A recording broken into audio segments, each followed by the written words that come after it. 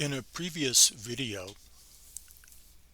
I mentioned a 1976 article in which that that changed my understanding of the last days. That is to say, I understood that Timothy was living in the last days in the first century. In 1990, I changed my opinion, and the reason I know that is I found a letter that I wrote explaining my new interpretation. And so I'm doing a screencast of the letter, but cutting out parts of the letter that don't pertain to this or are distracting because I don't want to say who I mailed the letter to. So uh, you can see I typed the letter here in a word processor, and as I say above, part of my letter dated April 8th, 1990, in which I was still complaining about the application of 2 Timothy 3 to the first century, but in which I revealed my new interpretation. So I said,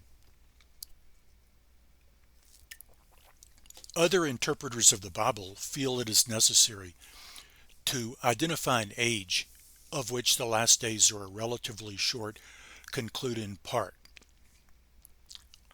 Last days occurs numerous times in the Christian scriptures and in the Septuagint. If anybody would go to the trouble to look up all the occurrences of the expression, I believe we would find that it is idiomatic. Last days in the Bible are not of an age. The Septuagint had actually said metatauta, meaning after these things, in Joel 2:28. Peter was not adding to the scripture by saying eschatais hemerais. To him, eschatais hemerais was as vague an expression as metatauta.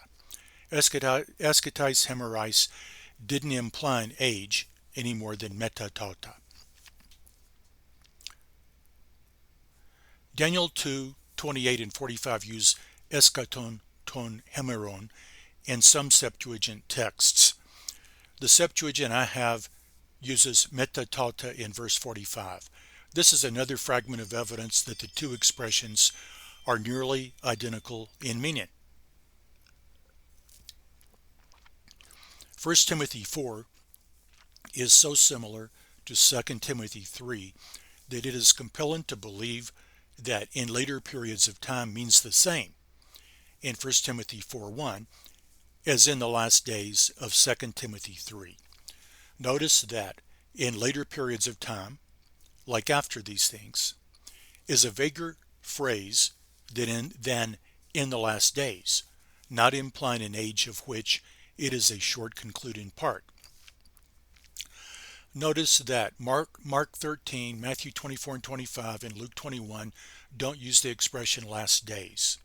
The Septuagint at Genesis 49:2 says that Jacob told his sons what would happen to them in the last days, ep eschaton ton hemeron. The fulfillments of this prophecy came hundreds of years later.